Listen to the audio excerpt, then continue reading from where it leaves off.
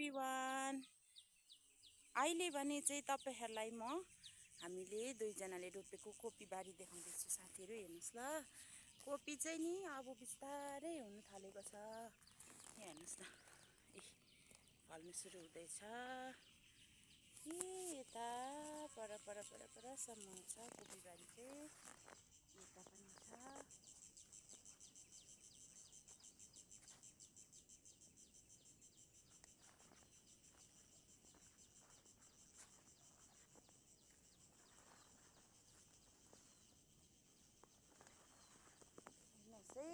हामी दुईजनाले रोपेको कोपी बारी चाहिँ यस्तो छ।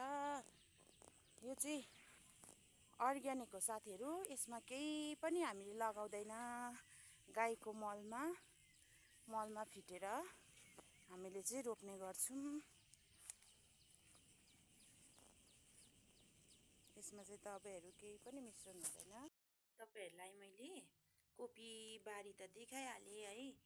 अब यो कोपी चाहिँ कति छिप्पिएको रहेछ हैन, काट्ने बेला भएको रहेछ। अनि यसलाई पनि हामीले काटेर यसरी बेला पार्दैछौं। यो चाहिँ केलाइसकेर पत्ताहरु छानिसकेको छ भने अब चाहिँ यसको हल्का मैलाहरु लागेकोलाई चाहिँ धुनु पर्छ। यसलाई धुनु पर्छ साथीहरु। यो चाहिँ एकदमै अर्ग्यानिक हो साथीहरु। यसमा केही हामीले दबाईहरु लगाएर रोपेको हैन। गाईको मलमा रोपेको एकदमै अर्ग्यानिक हुन्छ हाम्रोतिर चाहिँ। आउनुस् है साथीहरु, तपाईहरुलाई पनि फूलकोपी मन पर्छ भने चाहिँ यसरी हामीले चाहिँ भेला पार्दै छौं अब बजार लानुको लागि। र अब चाहिँ हामी कोपीको तयारी गरिसक्यौं पश्चात अब फेरि हामी बारीमा मटर टिप्दैछौं। मटर चाहिँ यसरी फल्दैछ साथीहरु। यति झगमा टिपिसके हामी दुईजनाले। अब यता टिप्दै जानुपर्छ। हेर्नुस् न, यसलाई के भन्छ? यो के फूल भन्छ हो? ढुङ्ग्री फूल। कस्तो राम्रो फुलेछ भित्तामा।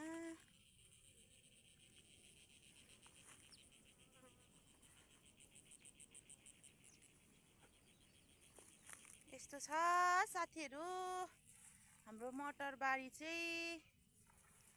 राम्रो छिपेको छैन, कोही चाहिँ प्राय कलिलै छ। अनि यहाँबाट छिपेको चाहिँ छानेर चाहिँ टिप्नु पर्छ।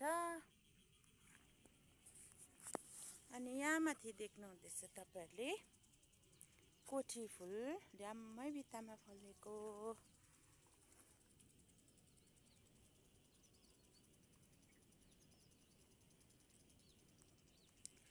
यहाँ माथि चाहिँ लसुन बारी हामीले रोपेको लसुन साथीहरु। र फाइनली अहिले चाहिँ हामीले मटर पनि टिपिसक्यौं। मटर पनि टिपिसकेको छौं दुईजना भएर। 11 बजी कति 10:30 देखि टिपेको होला। कोपी र मटर बटुलेको होला साथीहरु। अहिले कति बज्यो? 1:30 भयो। यतिसम्म टाइम लाग्यो बारीबाट यो हप्ताको सब्जीहरु उठाउनु चाहिँ। अब फेरि यो हप्ताको यति भयो साथीहरु, देखाउँछु ल तपाईहरुलाई। यो हप्ताको मटर यति आयो है। अनि कोपी चाहिँ यतातिर छ।